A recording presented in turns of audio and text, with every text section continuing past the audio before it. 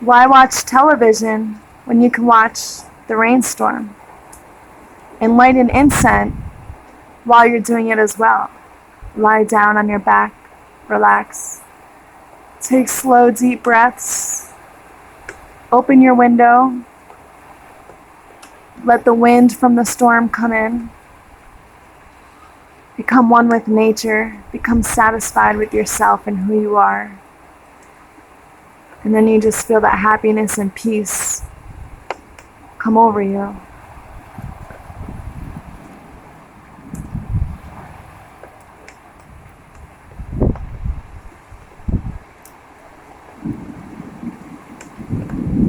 I literally do not have TV anymore. I have the television, but not cable.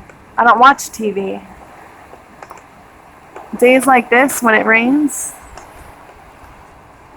I just open my window. My window is right in front of my bed, and I just watch it and listen to it.